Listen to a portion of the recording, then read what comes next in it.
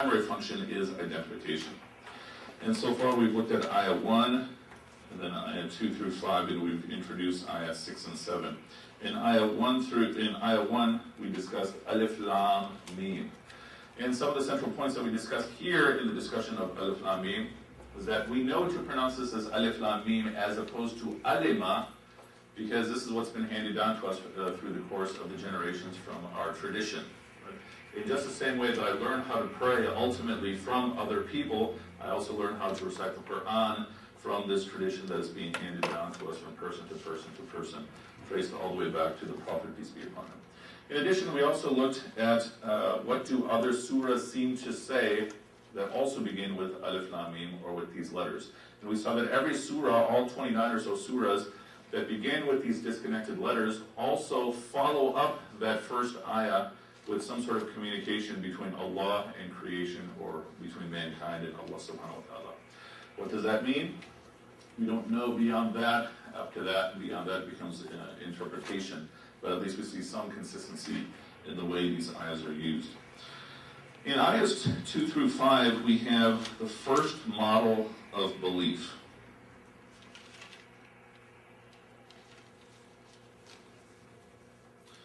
And these are the people of taqwa. Now, how did we define taqwa? Does anybody remember? Remember how did we define taqwa? God consciousness. Well, in our translations, it's usually God consciousness, mindfulness of God.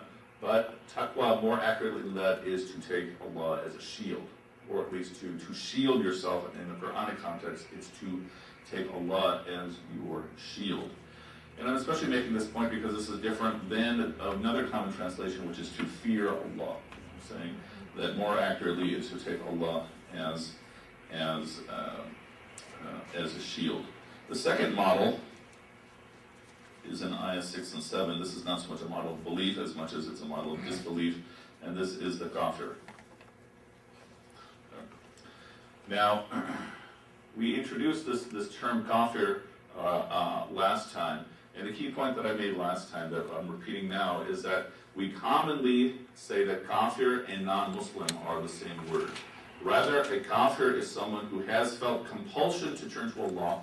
No one is making them turn to Allah, but they feel inside this compulsion to turn to Allah, and they reject it. They suppress it. That is what makes someone a kafir. A kafir is not automatically someone who is a non-Muslim.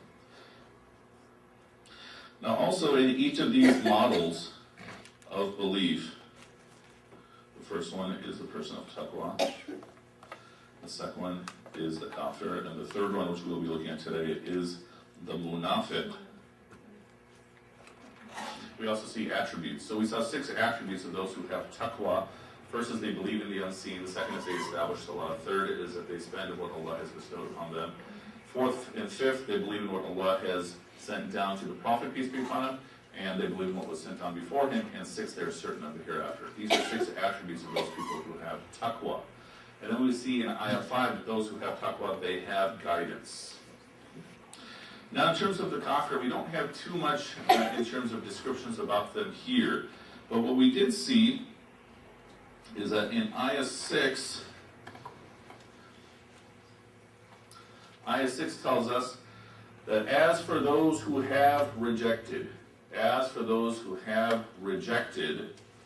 it's all the same to them whether you warn them or do not warn them. They will not believe. Okay. Ayah 7 says Allah has sealed them off. خَتَمَ اللَّهُ عَلَىٰ قُلُوبِهِمْ. So Allah has put a seal over their hearts. وَعَلَىٰ سَمِعِهِمْ. And a seal over their ears. وَعَلَىٰ أَبْصَارِهِمْ. And over their eyes. Mishawa, or veil. And for them is a painful doom. So we have this big question, and this is one of the biggest questions that my undergrad students ask, or that they wrestle with. In ayah 6, it says, essentially, they rejected. Okay? They're the ones who made the choice. Okay? Ayah 7, it says, Allah sealed them off.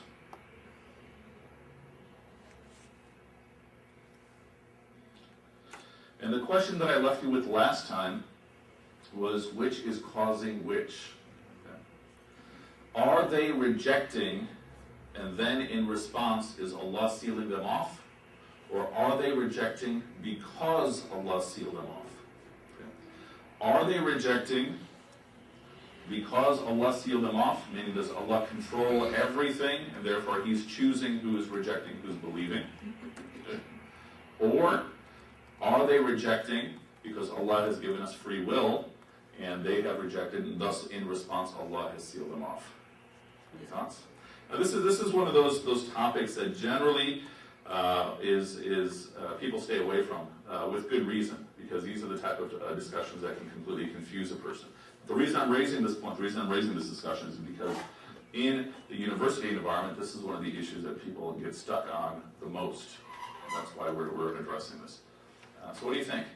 Are they rejecting thus, or in response Allah seals them off, or are they rejecting because Allah has already sealed them?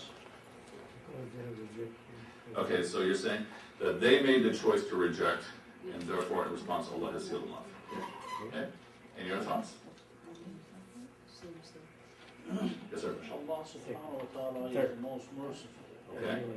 Prophet Muhammad sallallahu alaihi wasallam, he said in a book which is next to Allah subhanahu wa ta'ala, it is written that His mercy supersedes His wrath. Okay. So He was the one that rejected Allah subhanahu wa ta'ala. You know, they rejected it, and then based upon that, Allah subhanahu wa ta'ala. Okay. So Allah subhanahu wa ta'ala tells us in multiple ways that His mercy supersedes His wrath. That as we discussed in the last 2 weeks, that Allah is the Lord of mercy. And therefore, you're saying that they've chosen to reject, and then in response, Allah has sealed them off. Okay? Your thoughts? Can Allah unseal that? This is a good question. Can Allah unseal them? Obviously, Allah subhanahu wa ta'ala can do anything. No doubt. The way that this specific passage is commonly looked at is 2 ways. One is that these are people who've rejected to the point of no return.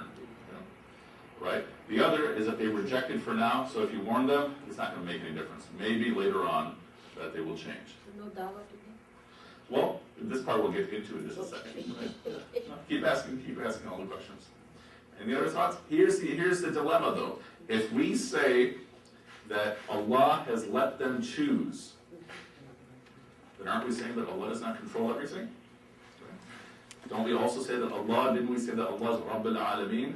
That He is the one who takes everything from immaturity to maturity. He takes everything step by step by step. So aren't we also saying that Allah controls everything? That Allah also controls our hearts? So what do you think?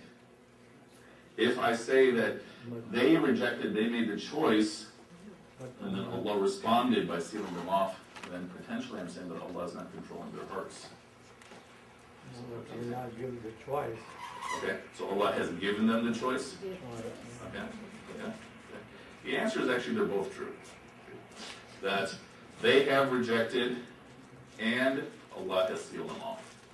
Meaning, if we look at it from the perspective of my heart, I'm the one who's making the choice. Okay? If we look at it from the perspective that Allah subhanahu wa ta'ala has written everything, then Allah subhanahu wa ta'ala has made the choice. Allah has sealed them off. Okay? So from my perspective, I'm the one who's making the choice. So there are no But chance that's a little bit.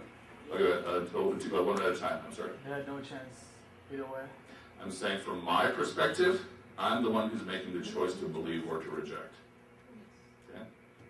Just like you are making the choice to come here or to not come here. Right?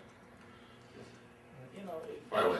if we say that Allah subhanahu wa ta'ala has made the decision that they will reject, Okay? then where is the accountability? Aha, so this leads up to a different question. Accountability. How is the Day of Judgment going to work? Yeah, and the Day of Judgment is going to work if everything is done like where's the accountability? There are situations that Allah subhanahu wa ta'ala interferes into somebody's life and Okay. guides them.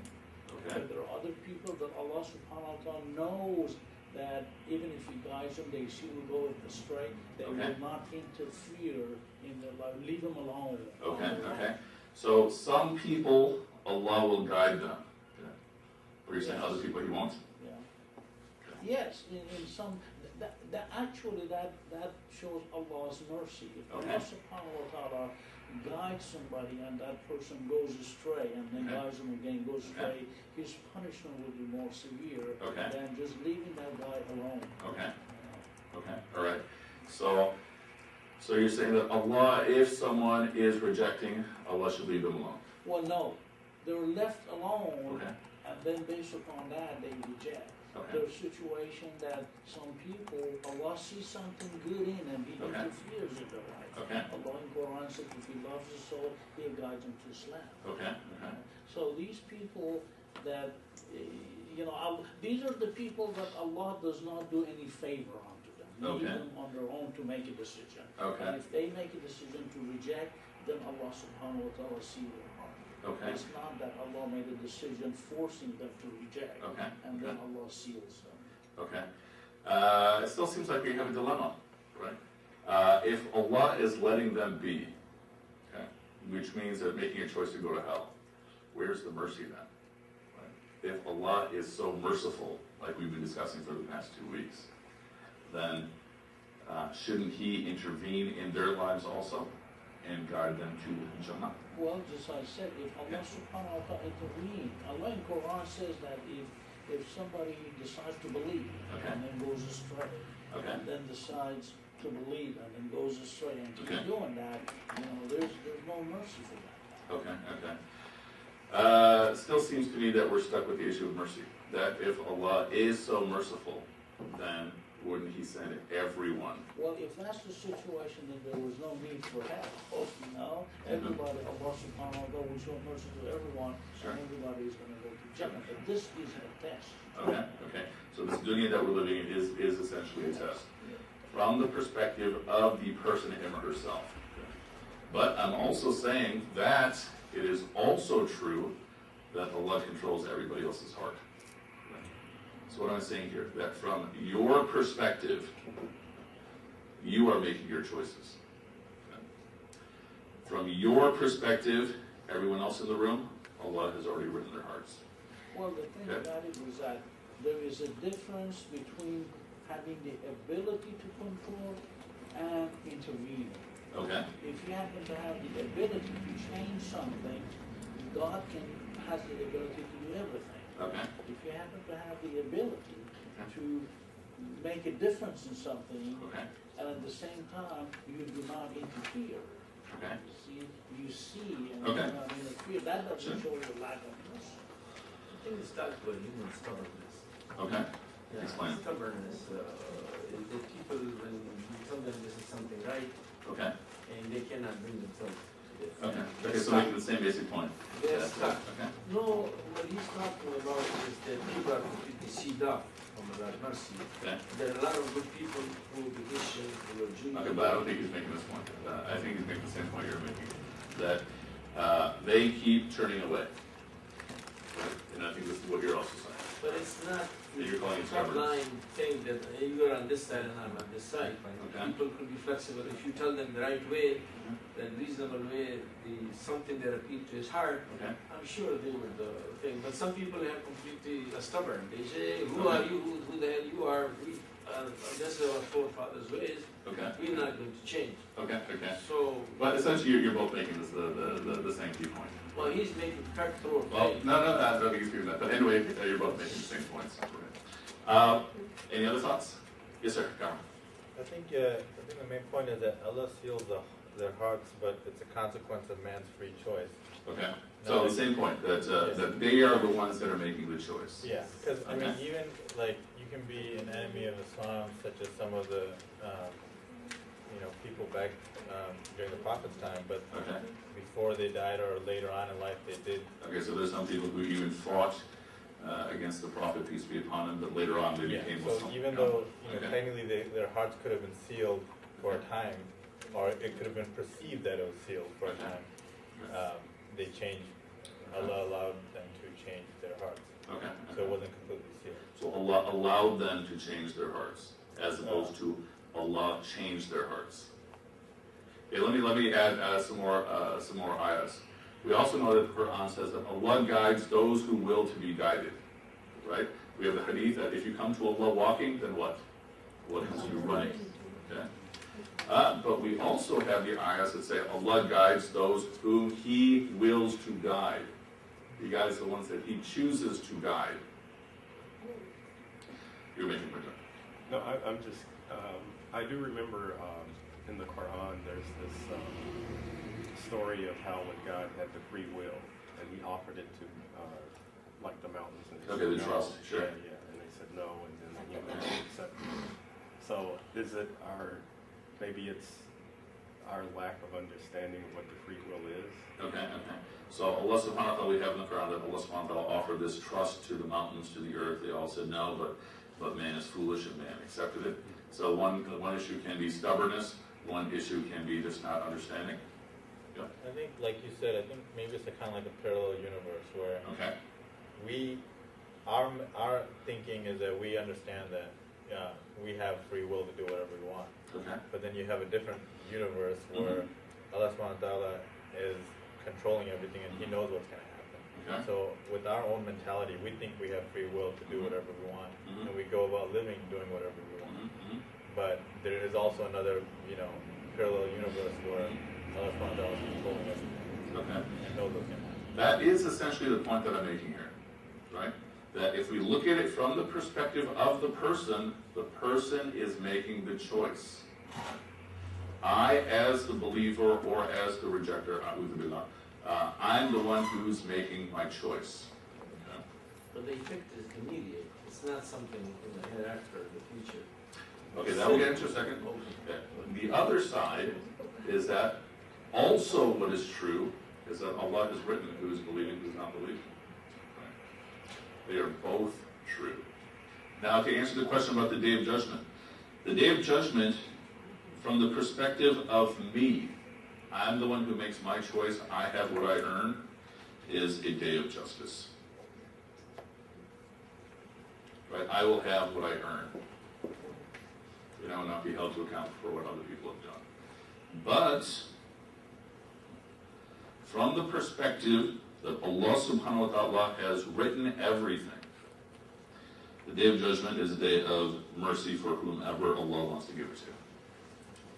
That whomever Allah wants to give mercy to, He will. Yes, sir? No, I'm just, how is this different from Calvinism? How is it different from Calvinism? Okay, explain your understanding of Calvinism.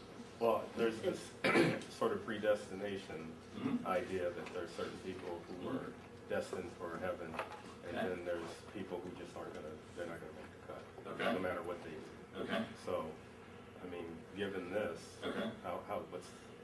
Calvinism goes further than that. Calvinism says, Calvinism is essentially one of the major branches of Protestant Christianity in the history of America. Okay? In Calvinism, the view is that, Allah, or God, in their perspective, has already decided who is going to heaven and who is going to hell. But Calvinism says that if you do success in this world materially, that's a sign that you're going to do success in the hereafter. We're not saying that, though. Right? That's a big no. But what we are saying is that these are both true. But the key issue here is not so much, how can this be true and this be true? The key issue here is that I earn whatever I earn. As for everyone else, I'm not in any position to pass judgment on them. I earn whatever I earn, and everyone else, Allah has written that. So you have choice to decide belief or not. Okay? But you do not have the control over anyone else's heart. Okay? So in the context of da'wah, that's what the ayahs here are discussing. Those who have rejected, you can't control them. Right? It says over and over again that you cannot. Your job is only to give them the message. So what am I saying here? First and foremost, that these are both true. That I am making my choices for belief and rejection. Okay? But that's for me and my heart. For you and everyone else's heart, from my perspective, Allah has written whatever it is you're going to do throughout the course of your life. Okay? Well, why should they become Muslims? وَلَوْ شَاءَ اللَّهُ لَجَعَلَهُمْ أُمَّةً وَاحِدَةً. If Allah wanted, He would have created them into one ummah. Okay? But وَلَكِنْ يُدْخِلُ مَنْ يَشَاءُ فِي رَحْمَتِهِ. Okay. That's an So, individual response, whether somebody's a Christian, somebody's a Jew, somebody. If he's, Okay. the door is But open. we're not talking about Christian, Jew, anything like that here. We're talking about a belief in God, rejection of God. Regardless of the label, we haven't spoken about the label. Yeah. I mean, your point is understood. But here we're speaking specifically about a person and the relationship with Allah, whether or not, they have a label of Muslim. So, any issues? What am I saying again? That you control your heart, Allah controls everybody else's heart. That you control your choices, Allah controls everybody else's choices. What is this saying from another perspective? That you can't judge someone else's intentions. So if somebody does something to you to make you angry, to make you upset, from this perspective, if we say that Allah controls everyone else's heart, you look at it as though, okay, Allah has put this in front of you, how do you respond? Right, we just said that everything's a test. So that from my perspective, okay, if someone does something offensive to me, okay, how can I respond? I can say, well, this person is this is their intention, they're jerks, and they're this and that. Okay? But what is the better response? That if someone has done something offensive to me, okay, Allah has just put this in front of me through that person. So how do I respond to it? It's different if I say, okay, this person is mean, obnoxious, versus, okay, Allah has given me this test. So think about this. Think about what makes you upset when someone does something, and then we start judging people's intentions. What we're saying here is that you control your heart, Allah controls their heart, so you look at any test that they give you as coming from Allah subhanahu wa ta'ala. What's the matter of degree? What kind of offense is made? I'm saying everything that's happening to you. So right now in this room, you choose your heart. But everybody else in this room, whatever they say, you agree, you disagree, you like what they say, you don't like what they say, you look at everything else being given to you as a test from Allah. I don't think that if some child is going down, somebody's hurting him. Okay. Putting a knife. Okay. And so the question to you from Allah is I what? ask myself that this is Allah's choice, I'm going to let him go do whatever he wants. Okay, no. The question to you is, what are you going to do about it? Allah has put this in front of you. In that moment. Yeah, you are going to make that choice. Yeah. You agree with me. It's a Yes, of course. good, very good, mashallah. So, but what am I saying here? That they're both true. That Allah controls, He has written everything, but from my perspective, I have choice. From my perspective, on the day of judgment, I'm going to see justice. From my perspective, I'm also going to see for everyone else, whomever it is, Allah is going to give mercy to or not. Well, aren't you part of everyone else? Explain. I mean, you're one of everyone else, Okay. Why should I think that, Allah controls everyone else Okay. as far as I am concerned? Okay. I control myself. Okay. Do you believe that you control yourself, your choices? I believe that, if Allah subhanahu wa ta'ala sees something good in someone, Okay. He guides that soul to Okay. Islam. But doesn't He already know if they have good or not? And wouldn't He already know that in 10 years, or whether or not they Well, have good? are you saying that everything is predestined? I'm saying it's simultaneously both true. It's kind of hard. You are Yeah. true in your own sons and daughters, sons, Allah, your son is Allah's ultimate. Well, What I think we're mistaking the fact that something is predestined Yeah? or Allah subhanahu wa ta'ala has knowledge of everything in the future. Okay. The fact that Allah subhanahu wa ta'ala knows what I will do, Okay. you see, but that's not an indication of Allah subhanahu wa ta'ala. It's not an indication that He's making it happen. Sure. That's still, we do believe that Allah is Al-Alim, right? That He knows everything, right? But we also say that He's Rabb, that He takes everything through His whole life. We also say that He is Al-Qadir, right? He's the one who makes everything happen, or who can do things. Really a difficult kind of thing. House is burning, and I jumped in there to save some people. I told them, well, this is Allah's will. Yeah, and what I'm saying here is that this is your choice, your responsibility. And you're now introducing the second big reason for this conversation. Okay, so first point, I control my heart. Allah controls everyone else's heart. I can't judge anyone else's intentions because this is what Allah's putting in front of me. What do you mean by I control my heart? I'm everybody else too. So You're everybody else, you're me? Oh yeah. Okay, then. Well, I mean, essentially, we are almost the same thing, the same air. If you divide the air and the glass. Hey, on the day of judgment, are you and I going to be one body together? No, no. Okay, but here's the other big issue. Why am I raising this point? Because in societies where you see a lot of decay, especially religious decay, the view that's pushed more often is the second view here, that Allah controls everything. What do we see in the subcontinent? Everyone talks about Qismat, right? This is my destiny, this is my destiny. I can't do anything about it. So what is the second big point here? In terms of free will and predestination, it becomes the responsibility of the scholars, the teachers, the preachers, to bring the society back to the middle, where you look at both of them being true. In some societies, like what we see very much in the Indian subcontinent, there is very much a focus on predestination, just like this point that you're making. Okay? This is Allah's will. I can't do it. This is my Qismat. My Qismat is bad. Okay? It becomes the responsibility of the scholars, the preachers, and teachers in that environment to push free will. You are responsible for your choices. Or, in another society, the opposite. To bring people back to the balance of the two.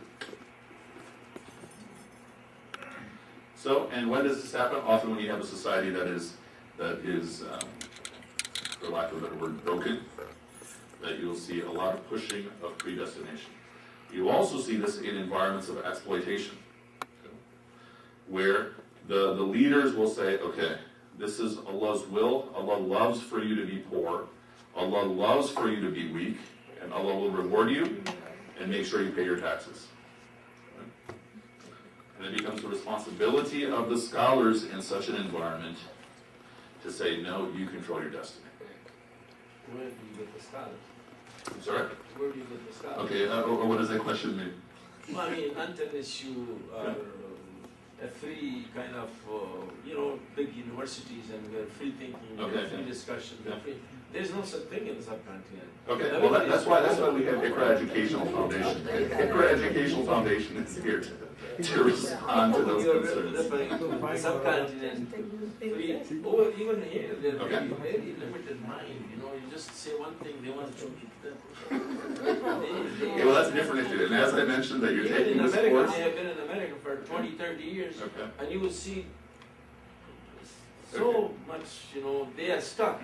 Okay. Like this. You go to a restaurant, they throw the bones in the You have to find one thing. Okay, but as I mentioned, because you're taking this course, your responsibility is now to approach them and to straighten them up. Inshallah. Sound good? Okay. Good. Okay. Ayah 6 and Ayah 7. Next point in Ayah 7. Okay, let me get let's scary color. In Ayah 7, it said that Allah seals their hearts, their hearing, and their sight.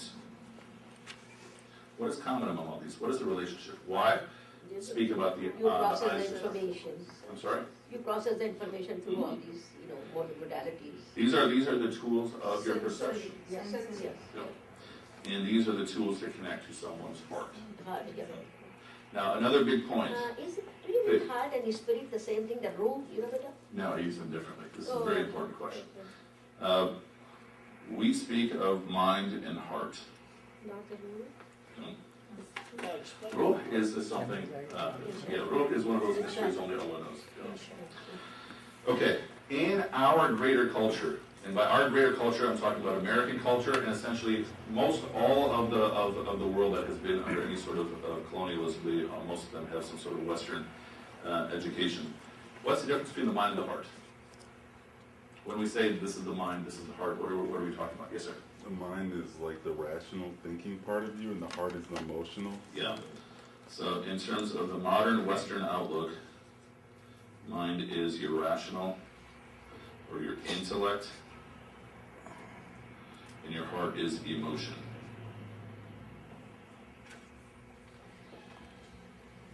Okay. I got a question. I'm sorry. Is this part here that is panning in my chest, is that the center of my emotion? Okay. I'm saying in the Western outlook, yes. Right. In our outlook, it's different. Is this piece of meat here? Oh, the physical thing? No, not necessarily. It's No. not it? No, I mean, all these could be, if we speak physiologically, all these could be part of your brain. But in terms of mind and brain, two different things. Just like body and soul are two different things. Right. Okay.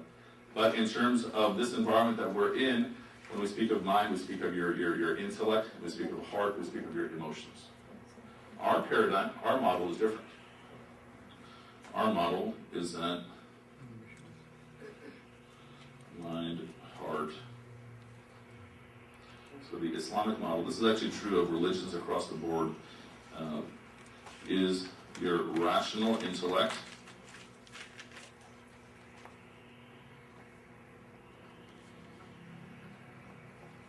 sorry about my bad writing here, and then this is what we would call your intuitive intellect.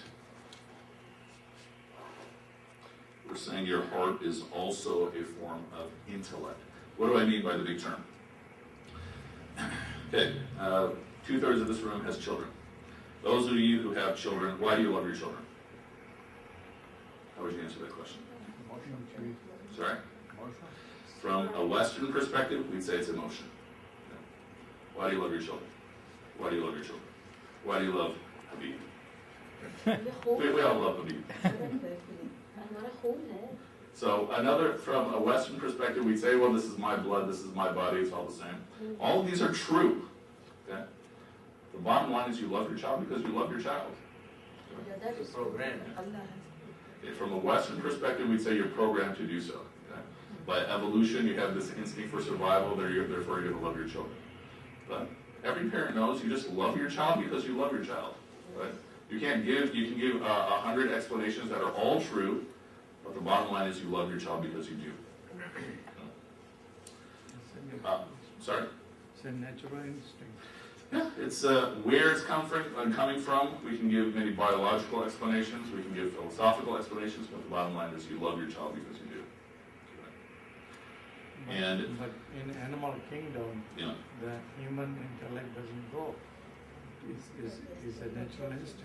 So, in the animal kingdom, why do animals love their children? One theory is animals take care of their children because they're so cute. Right? That's one of the theories. Another theory is they take care of the children because they're so weak. Right? Another theory is that they take care of their children because they want the species to survive, so they have to take care of their own species. I'm sure all of these explanations are true. Okay? But at the core, you love your child because you love your child. Okay? Even if your child is ugly, you're going to love your child. Right? Even if your child misbehaves on everything, contradicts you on everything, disobeys you on everything, you're still going to love your child. Okay? Now, what is the point that I'm making here? That your heart is a type of intellect. This word intuition, what do we mean by intuition? What is intuition? Intuition is when you just know something is true. You don't have to prove it to me. I just know it's true. Or I just know that I believe this. An exercise that I do with my undergrad students, we're not going to do it here, is that I have them spend half an hour or an hour trying to prove to me that Allah subhanahu wa ta'ala exists. Or prove to me that Allah does not exist. And then we spend an hour and it gets a very heated debate, and then in the next 5 minutes I refute all of their proofs. Because rationally, I can give you any proof that Allah exists, and I can, just as quickly, I can remove the proof, I can defeat the proof. Why do you believe in Allah? Because you do. And just like, why do I believe this and not that? Some of it is related to my mind, my rational intellect. Okay, this idea doesn't make any sense. Some of it, I just know it's true. It's not true for everybody. Not true for everybody, especially in our society, because in our society we're not taught to use the heart. In our society we're taught that your heart is just emotion. Yeah, religion is a matter of heart. Yeah, that's what we're saying. That's exactly what we're saying. You gotta use your intellect, but I mean. You have to use your mind and your heart in religion. But your heart is what we call the best mufti. Right? Oh, Yes, sir. I have seen some places that Prophet Muhammad sallallahu alaihi wasallam referred to heart as morsel. Okay. Is that referring to this pounding? This physical thing? Yeah. I don't think so, because if you have a heart transplant, you're still the same person, right? Just as we speak of body and soul, your brain and your mind are two different things, and your spiritual heart and your physical heart are two different things. Yeah. But you grow in these things intellectually. All of these require growth. In the case of the mind, it requires growth. In the case of the heart, often it requires purification. Right. Just like we say, what? That children are born innocent. Children are born pure. And in our tradition, what else do we say? That you're born naturally good. In our greater society, that's not the view. What's the view in Christianity? That you're born inherently. That you're born with sin. Yeah. We're saying you're born innocent, you're born pure, but that pureness can be corrupted, and then it can be purified. So in the case of the mind, it requires growth and development. In the heart, often it requires purification. That's key. Okay. Now we're going to be revisiting these points a little bit later on, but what does it say about the kafirs? That Allah has sealed off not only their hearts, but also their eyes and their ears. So even the way to get to their heart has been sealed off. So a'udhu billah, may Allah protect all of us, everyone from that. Okay, this now leads into the third model. The first model is the person of taqwa. The second model is the kafir. The third model is the munafiq. Now the word munafiq itself does not appear in the text here. We can talk about that a little bit later. The root word nafaqa, nifaq, is what we often translate as hypocrisy. To be a hypocrite. Now the root word is the same word. In fact, we have some Arabs here today. Sheikh Bassam, what is the word for tunnel in Arabic? Nafaq. Okay, what is a tunnel? Like if I'm driving through a tunnel, describe for me what is a tunnel. How do I know when I'm in a tunnel? It's often dark. Okay. Might be long. What is the key thing that makes it a tunnel? It has a hole at one end and a hole at the other end. So there was a lizard, I don't know if it's still common, that many Bedouins used to eat, that used to live underground, and its home was essentially a tunnel. So if a predator came in from one side, what would the lizard do? Escape off to the other side. Okay. Also, certain types of forts. If an army came in to attack, this fort would have a back door, so we could always escape. So what are we describing here? A person who is always giving themselves a way out and escape. Now, what else is a munafiq? We have here 4 attributes. Please take out your Qur'an translations for those of you who have them.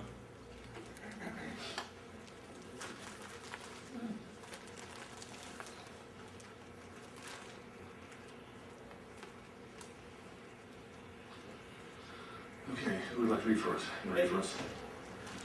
This will be Surah 2, Ayah 8 through 16. So this is probably page 3 of our translations. Read first, Congress. Okay. First read the whole thing, 8 through 16. Okay, some people will say we believe in God in the last day, and really they do not believe. They seek to deceive God and the believers, but they only deceive themselves, that they do not realize it. There's a disease in their hearts, which God has added to. Agonizing torment awaits them for their persistent lying. When it is said to them, do not cause corruption in the land, they say, we are only putting things right, but really they are causing corruption, though they do not realize it. When it is said to them, believe as other people believe, they say, should we believe as the fools do? But they are the fools, though they do not know it.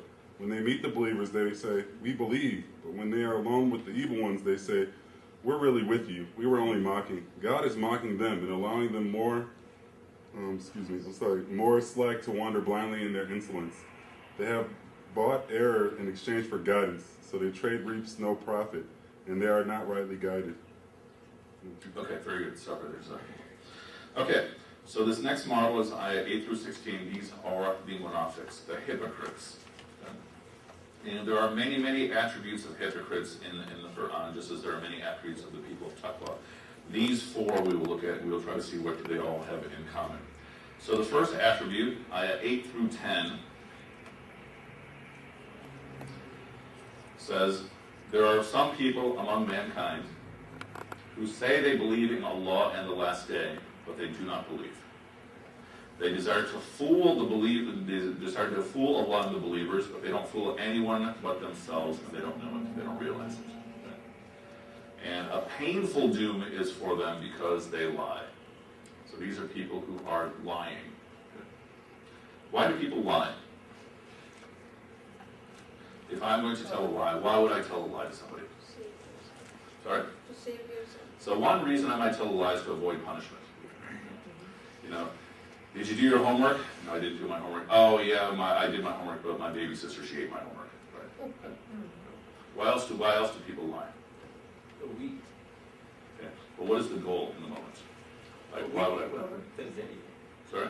Weak people, they could think anything. Okay, but usually there's They lie and they cover to lie and they won't make more Sure, lies sure. and it just goes into To Okay. deceive. No. What is the reason to deceive? One reason is to avoid punishment. Why would I lie on my resume? Achieve. Yeah, I'm hoping for reward. Basically, just about every lie that you can think of will be either to gain some reward or somebody's approval, to make somebody happy, or it's to avoid punishment, right? To avoid suffering, to avoid loss. Is that shirk? Let me present it to you like this. In that moment, okay, I am saying that this person's ability to give me reward is more important to me than Allah's ability to give me reward. Right? We're going to speak truth. We're supposed to speak truth because even if I'm going to get hurt or I'm not going to get the prize, on the day of judgment, Allah will reward me for speaking the truth. And if I lie, then I might get the money right now, but on the day of judgment, I am going to be held to account. So am I committing shirk? Because in that moment, I'm saying this person's ability to give me reward or to give me punishment is more important to me than Allah's ability to give me reward or punishment. Is that shirk? Okay, you're saying yes? Okay, you're saying no? Maybe we should have democracy and vote. Is it shirk or not? Right? Okay, those of you who are saying it is or is not, what? Yeah, come on. I guess you can look at it as a type of shirk because you're worshiping someone else's ability. Okay. Some else, I guess another entity to give you some type of satisfaction, I guess. Okay, so it sounds like it's shirk because I'm submitting to this person rather than submitting to Allah subhanahu wa ta'ala. Okay, and your thoughts? I would agree with them. Isn't there like hidden shirk? Okay, so we have certain types of hidden shirk. We also have the type of shirk that is so subtle that you almost don't notice it. Okay, so you're saying it sounds like shirk? Yeah, it's like Okay. hidden shirk. What do you say? I think it is something. You think it's something like shirk? Okay. Anybody who says it's not shirk? I think it's just a weakness and Okay. in the faith, in the belief. Okay. And it's not shared because it's doing because they ignorant, it doesn't know Okay. that this could be shared. Okay, so it might be ignorance rather than shirk, or weakness rather than shirk. Weakness, yeah. Okay. Weakness in the is individual. Okay, okay. Any other thoughts? What do you think? Do you think it's shirk? I think not because it Okay. depends on the intention. Ooh, nice one. So the intention might reveal. Okay. Often when someone's lying, do they regard it as wrong? If I'm lying on my resume, do I in that moment still believe that it's wrong? But I'm doing it because I want to make sure I get the job. Some people do, some just don't. Yeah. I think a lot of people still do. Right. So I'm saying that relates to the point of intention that it's probably not shirk. sounds like shirk, and I said it this way on purpose. And why am I making this point? Just like with kufr, we have to be very careful about throwing around the word kafir. Okay? You said, what is a kafir? A person who feels compelled to turn to Allah, but they suppress it. But only Allah will know. I can't know if someone's a kafir or not. Just like with the term shirk, we have to handle it very delicately. Okay? I just made something sound exactly like it's shirk. Okay? But I'm saying, no, it's not shirk. It's not shirk unless Allah subhanahu wa ta'ala calls it shirk. Okay? But we would call it what? A sin. But if this person is prone to this kind of weakness, Okay. lying, it's not a one-time deal. Let's say it's a 50-time deal. They can't stop lying. Yeah. Then that person is not a believer.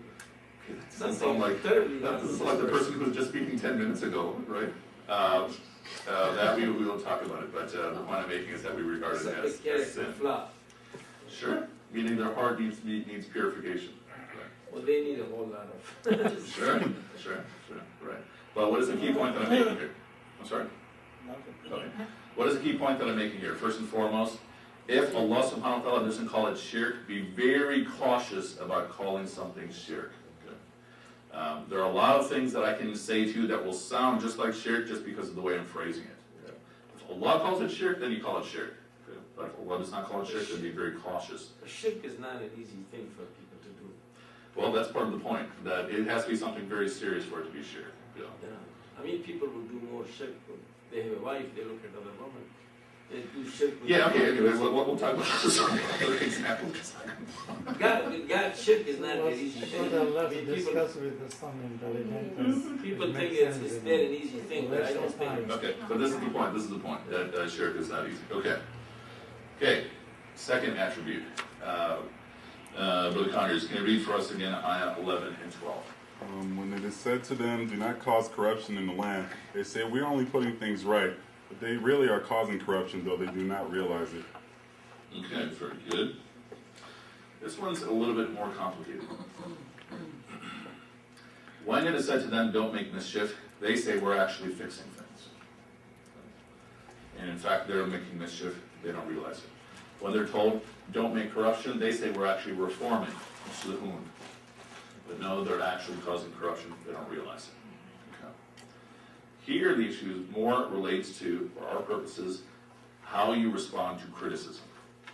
Okay. If I criticize you, and I say, okay, don't make mischief, what are some of your responses you can give me? If I say, okay, you're messing everything up. So one response is say, no, I'm not. You don't understand. I can say, you don't understand, you don't understand. Yeah, what else? What's a good response? What's a good response? If I say, you're causing corruption or don't cause corruption, what is a good response to that? Why don't you come and do whatever you think is right? I'm sorry? If I'm wrong, you come into my feed. Okay, I'm saying there's something better, right? Correct me then. So what am I doing wrong? Yeah, Yeah. tell me what I'm doing. Yeah, tell me what I'm doing wrong. What do we see here? These are people who, when criticism comes to them, they deflect it, they avoid it, they disregard it. And they've convinced themselves, or at least they believe, or they state that, no, we're actually doing the right thing. But when criticism comes to them, they say, no, you know what you're talking about. Okay, we are making things better. These are people who they deflect criticism. If someone offers you criticism, do you have to agree with it? No, of course not. Yeah.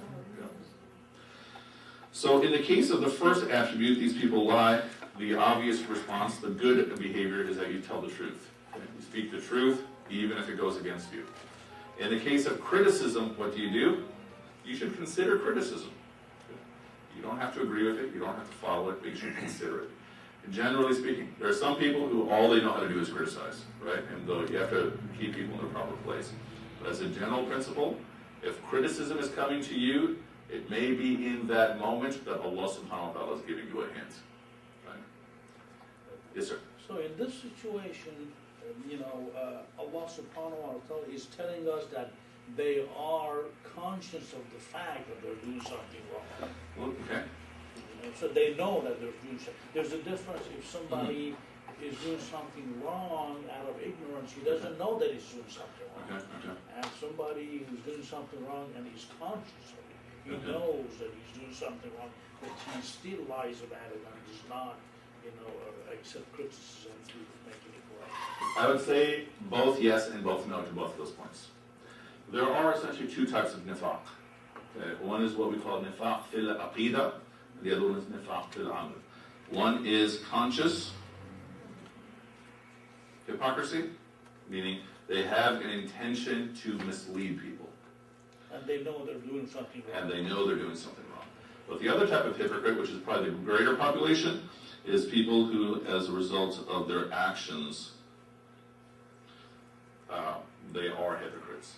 What am I saying here? One type of hypocrite is the person, or for example, at the time of the Prophet, peace be upon him, there were some people who decided, okay, we're going to become Muslim, and at the end of the day, we're going to go back to whatever we were. Or we're going to become Muslim today, and then on Saturday, we're all going to come back to whatever our religion is. Why would people do that? Why would people, at the time of the Prophet, peace be upon him, become Muslim with the intention of leaving? They want to be in the good book. I'm sorry? They want to be in the good book. Okay, so that's part of what they want, but whose book do they want to be in? These are people who are essentially trying to subvert and kill the morale of the followers of the Prophet, peace be upon him. That there were some people at the time of the Prophet, peace be upon him, who would become Muslim, and they'd leave, and they'd say, okay, we tried Muhammad's religion, it's upright, it's good, but it's no different than what you have. There's no need for you to become Muslim. Today we call these people moles. What? Right? Moles? Yeah, like an FBI mole or something, right? Meaning the intention is to mislead. Yeah. Most people, however, are the second type of hypocrite. Nifaq fil amal.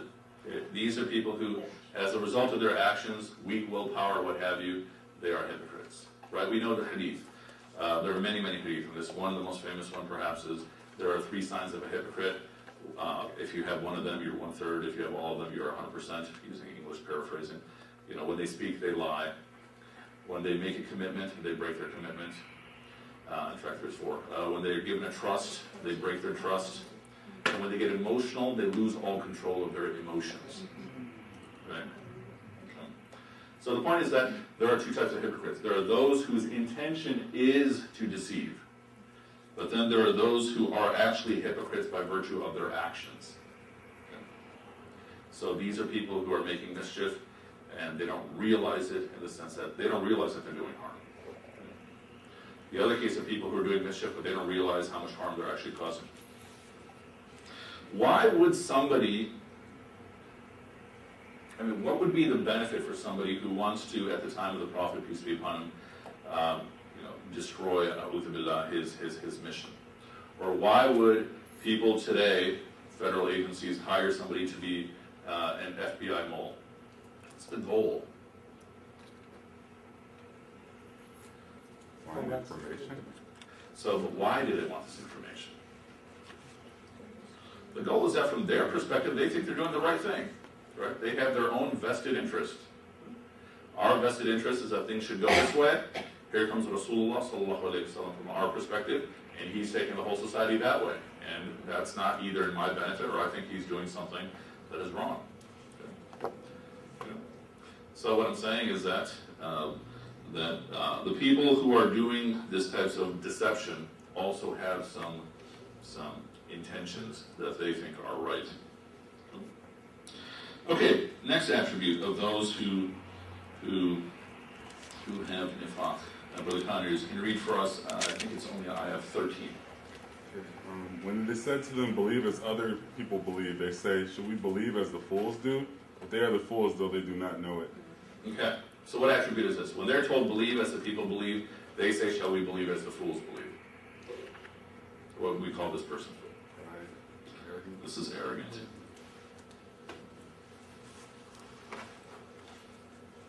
Okay, this one's pretty straightforward.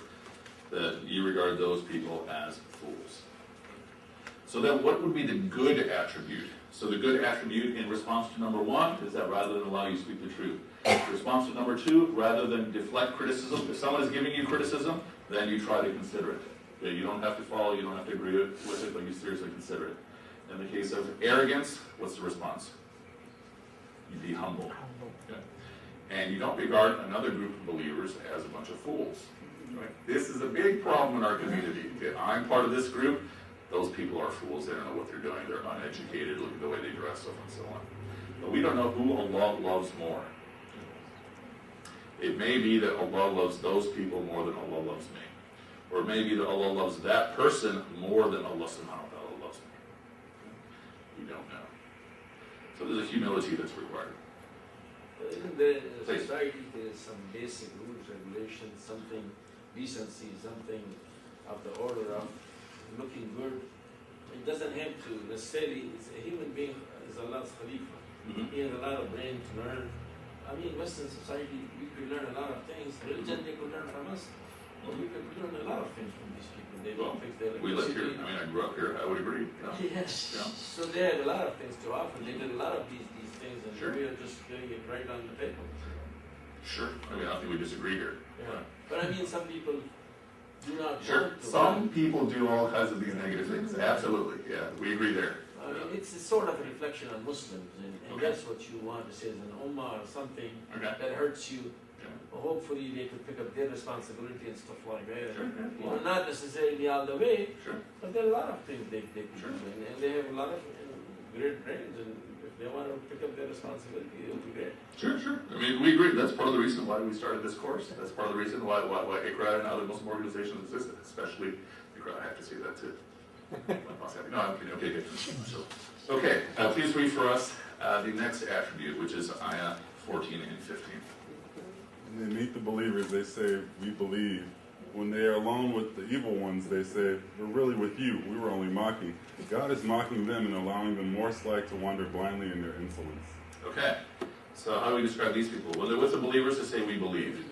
When they're with shaitans, they say, we're actually with you. We're just making fun of them.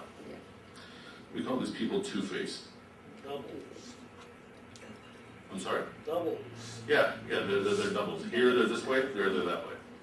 But now here's a question.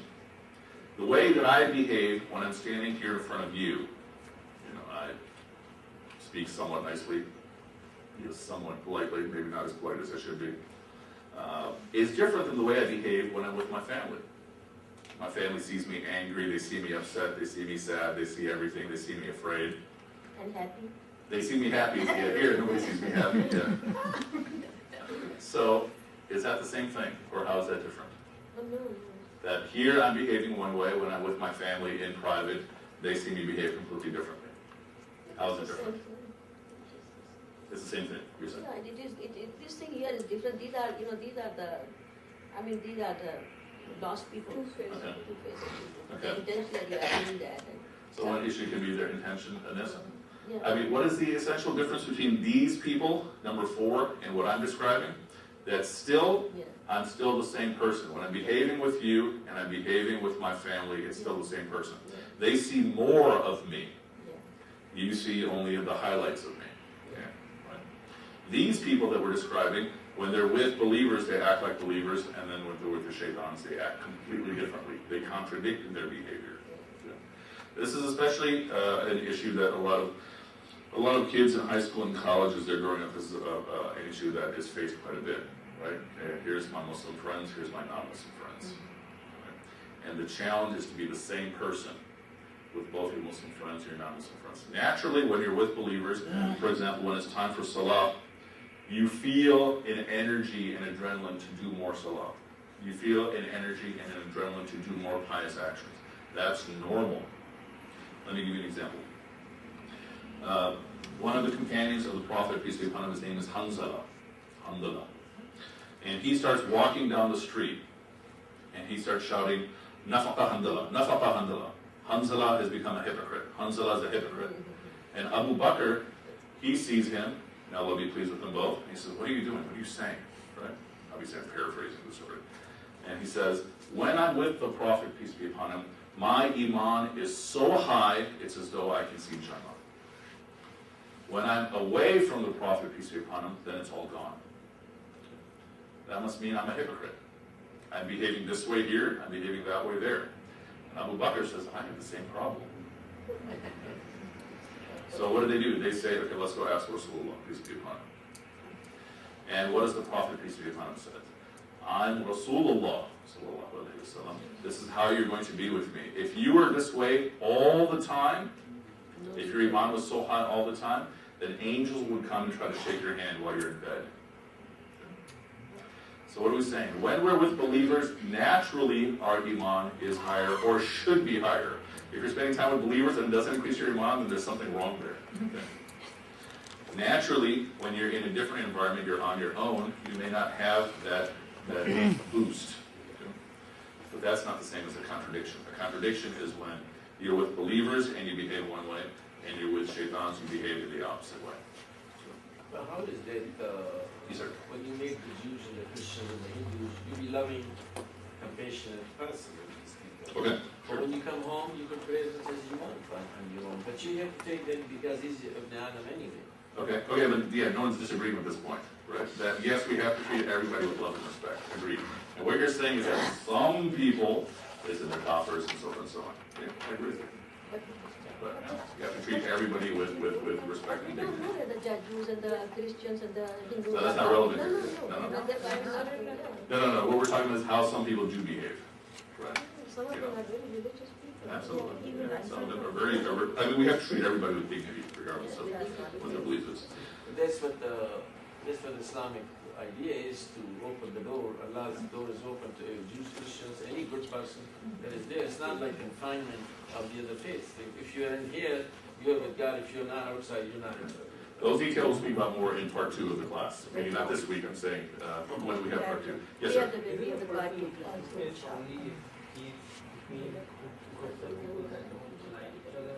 Is he two-faced if he's between two groups of people that don't like each other? Maybe, maybe not. The key issue is if his behavior is contradicting. Yeah, and that's what it is. If you're with these people who are against them, and then you're with those people, like we would call maybe a double agent, something like that. You know, I mean, that's one type of being two-faced. Absolutely. Doug, you raised your hand. Yes, no, I just on this notion of, as someone who used to be a Christian, actually I was never a Christian, I was just a self-centered, egotistical jerk. Okay, who identified himself as Christian. Okay. Yeah, who identified himself as Christian. Okay. And for me, whenever I read the Qur'an and it talks about these people, Okay. I try to see myself. Okay, that will be And I also take that as a warning, because it's like, okay, these people, they believed in God, and then look what happened. So to avoid this, you need to always be conscious of God. Oh, absolutely. Yeah, this will be speaking about in just a moment when we get into Ayah 16. Yes, sir, Brother Bashar. This is why Allah subhanahu wa ta'ala in Qur'an says in Prophet is the best example. Yeah, sure. Yeah. The Prophet, peace be upon him, he was tender to everyone. Right? He had one face. Yeah, one face. Very, very nice point. Okay, these people are summed up in Ayah 16. And then after we complete this, we will break for Asr. Okay, please read for us Ayah 16. They have bought error in exchange for guidance, so their trade reaps no profit, and they are not rightly guided. Okay. So what is it saying? These people are making a choice. Okay. And what are they choosing? They have the choice between guidance and misguidance. We all face choices like that through the course of our life. That sometimes I take the road of guidance. That seems the unpleasant road. That seems like the road that I'll get less reward.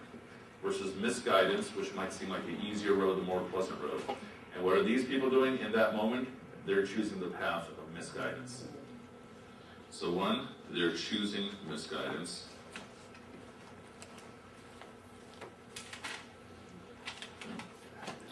Which means what? So they lose guidance. But there's a second promise here. The second promise is that the road that they're taking is not going to give them very much profit anyway.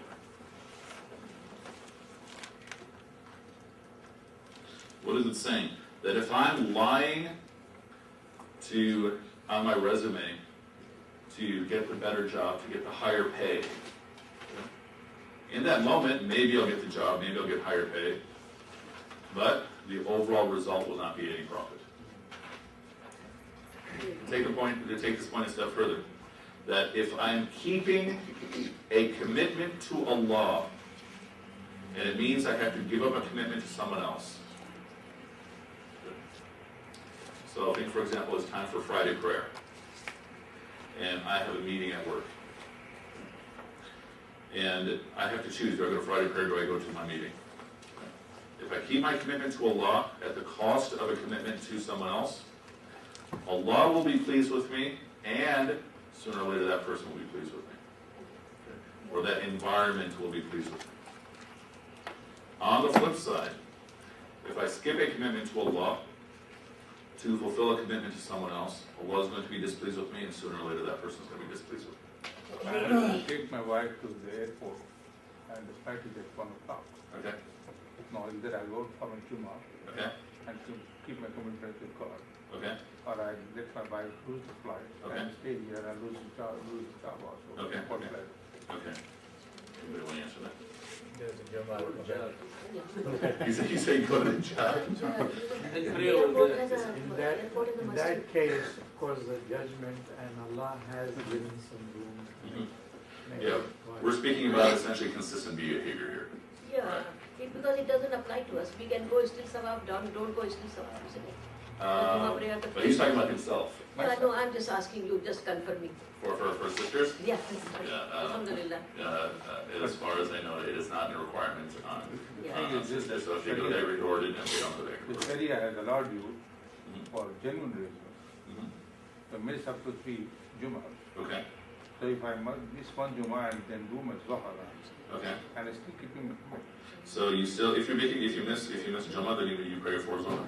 Yes. Right, Because in Juma there is nothing else except that we are gathering together in one place to do our prayer in congregation. And there is a reason for that, but for some reason I can't make it. And the reason is genuine, and the Sharia allows it, and I have the right to do that. Sure. I'm using a different word than right. I'll use flexibility. Pardon me? I'll use a different word than I have the right. I would say I have that flexibility. I have the flexibility. But what are we speaking about here? We're speaking about consistent behavior, right? There are going to be times when you're going to have to put your prayers together, The right? exceptions are there. Yeah. What are we saying here? As a general principle, though, right? I have to do. Choose one or the other. I choose Allah.